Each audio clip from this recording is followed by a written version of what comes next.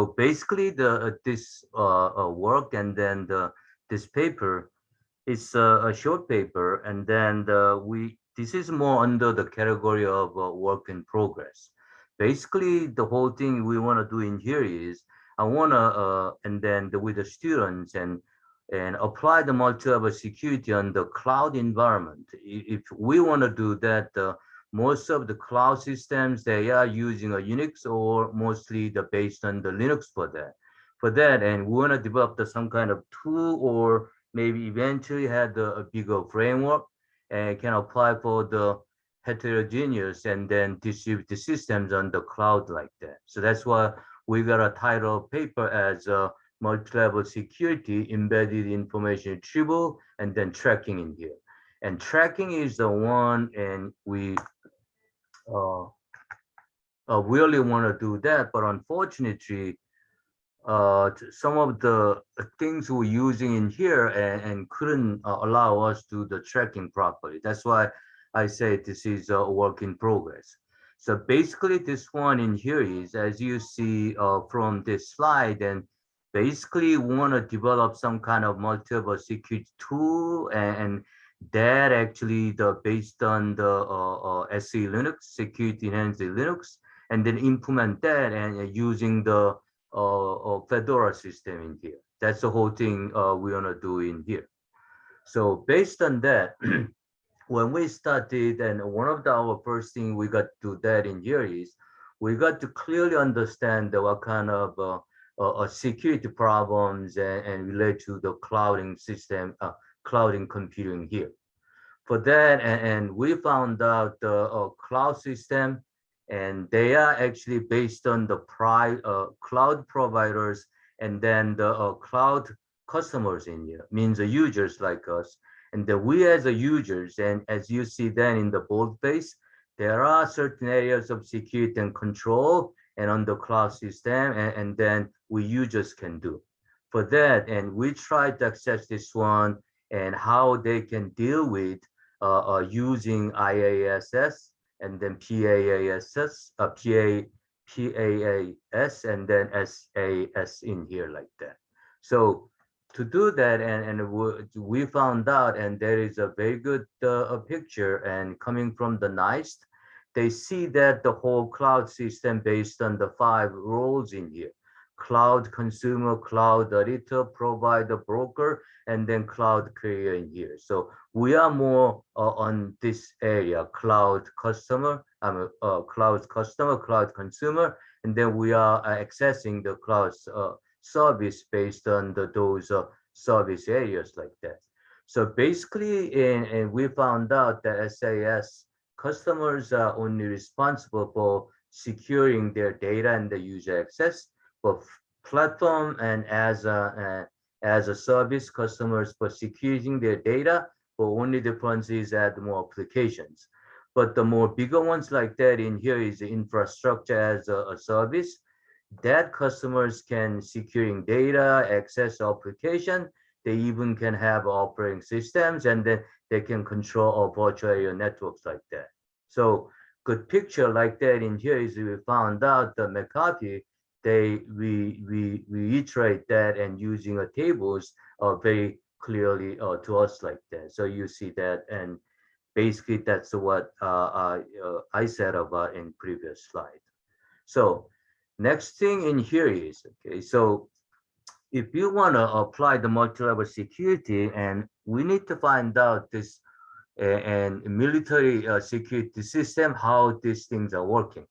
So basically multi-level security is you're going to store all the information, but they are all based on the different sensitivity levels, but they are on the same system. That's a multi-level security. It's a little bit different than the multi-level security or multi-label security, whatever like that. So in here inside and in the same system, you're going to have a various users, but with the different security classes, they're accessing the information over there.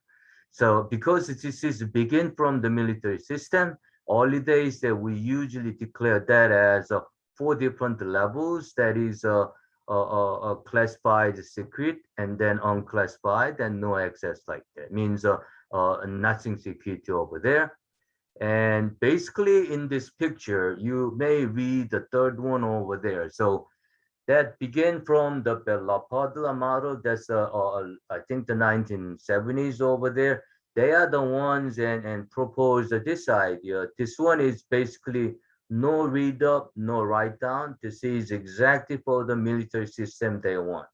So they actually, if you see the picture down in here, you're going to see that if you're at the same level, you are okay to do read write over there. But if you have a level below the object in here, you only can do the write only.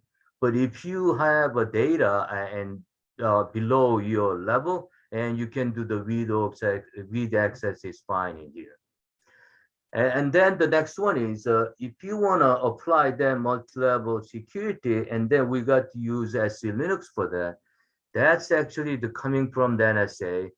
They actually put them all together and then create the security module that we can upload to the Linux over there. So this security module early days, they are based on the security context.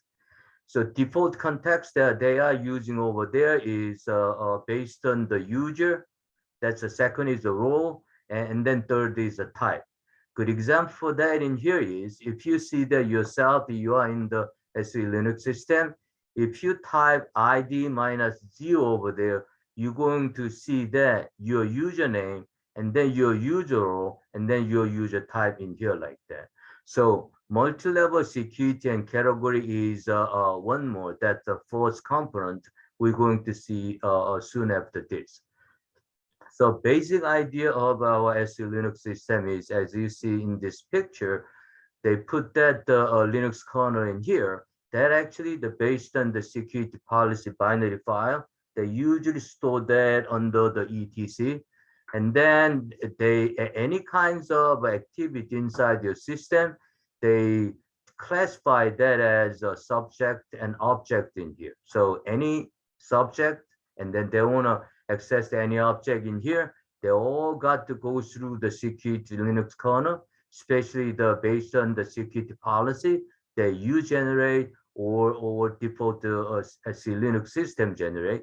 So if they are okay, they're allowed to access. If not, you only can access the limited data based upon your security and sensitivity label, or they refuse to access any files over there. So here is example how you can see the users in here. So holidays and users, they usually declare that as a default as a user U, system U, and root like that. And then later, and they add more users over there.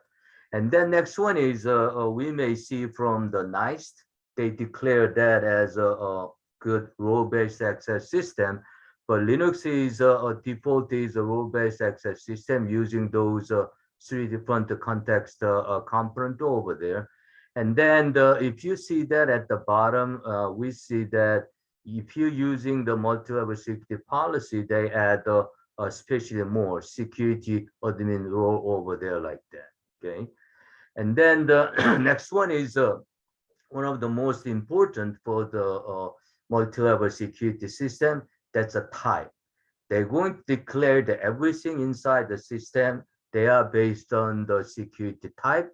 And then the type then define and what kind of things can access and what kind of types over there. So keyword in here is we remember that in here is basically the our Linux system is what subjects types have what access to which objects types like that. That's whole things they do in the Linux in here. So next one in here is the adding a multi-level security component over there. That is a fourth component that you may add. Usually, if you're using your system and without anything, default is nothing there. That means you are in the sensitive level 0. But if you add something, you are in the SC Linux system, you're going to see that your sensitivity level followed by the category in here. Category is we see that as some kind of a compartment or your team project. You are in the team one, you are in the team two, like that. But previous one is your sensitivity level. Next one is category levels, or we can say compartment levels in here. Here like that. And here is more information about the MLSC kit context. And then here is example in here. You may say the user, and then they have the user role as a system R, and the unconfined type because it's system. And then you have a sensitivity level, and then you are in the category of 0 and 3, like that. Even all the objects, they got to declare that as a type, and then they got to have their sensitivity levels and category level in here, like that. Okay. So next one is more like at this time some pseudocode we are using in here. So basically, this one is any user in the system, maybe based on your user ID, or based on your maybe Windows you are using, and different kind of things they can declare that as hidden implicit security level over there. So based on it, and we can say it's a query. It's so you may get the security level based on the what you are in now, and then that security level is actually the bigger and or equal to your object you are accessing. This object you are accessing can be anything hidden from the users. It can be the multiple databases behind, and they're going to distribute the request and generating a subqueries like that in here. You see the subqueries and send them to the all the that corresponding databases. And but when they got that each local databases based on their security of the or category of the data they have, they're going to process it, and then process it. They're going to send it back to the user, and the user screen, and then the if the allow put them all together and then display.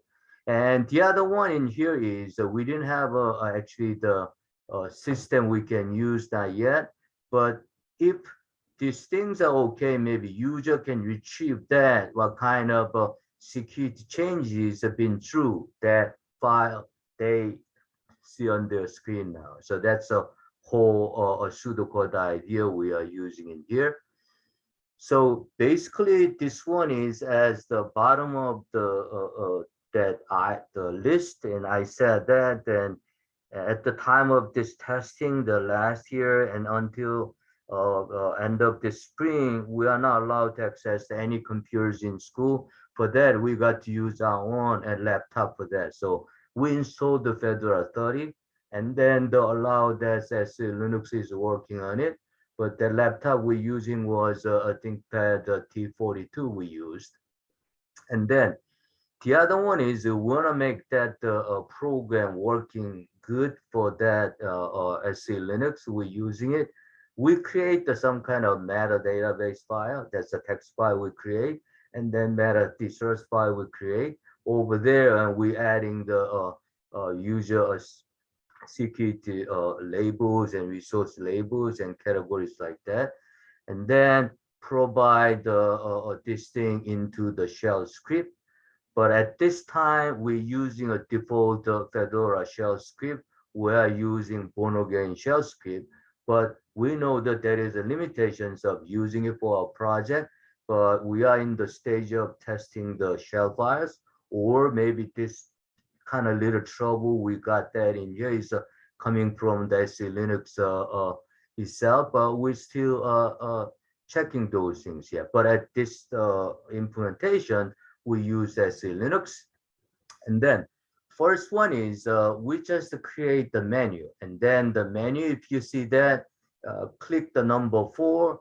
They're going to display the for our information, display the all the that data they can access in here. That's a site one is like some computers HTTP someplace, and then that file over there is on the computer database is let's say security 0, category 0, and then maybe next one is what different side and the security 0 category 1. So we have many different categories and then variable security levels in here like that. And then here is another example. We only create the 2 users in here for this testing. And one is a student's name Josh, and then if you see that at the bottom in here, he got a SC Linux user as a what user U, and then his multi-level security and then multi-category security range in here is, and there is S1 through S2, and then category C0 and C8 like that. If you see the root, they have we assigned that to the S0 to S3, and then the category C0 and category C10 here like this. So that's a good example for that. And then next one is assume the students Josh is accessing it. So his user ID, and then he's based on his access from the terminal. If you see that, and Josh is only based on the sensitivity level 1, 2, category 0 and 8, he cannot access the certain data over there. He only can access the data from April to July and then those amount. And then some other things in here is what, and he's not in the same category, he cannot access it. That we print out that as a user does not have required context like that. But at the same time, if you see that and as a root user, this time we change that to the root user, and then if you process it, and then they all print out that all the data they can access over like that in here. So now this is a, I don't want to say it's a conclusion, but I don't have to change it. More like a summary or future work is better. And basically in here, we represent some prototype, and we can use that for the information retrieval data tracking. They're all solely based on the SE Linux and then on cloud system later. And then if you see that information labels are used in here is to track the flow of SE Linux system. And we see that this can be a very good beginning or medium to track and monitor or track or monitor activities of object or files, even in heterogeneous distributed multi-level environment like that. So, but we at this time we could not fully implement our proposed tool due to the lack of some features on our Fedora Linux system. It could maybe because of shell program using, or maybe because of SE Linux in here. So we are in a processing of implementing the tool and continually figure out how to set up properly, and those required features make this project better and working good later. Thank you.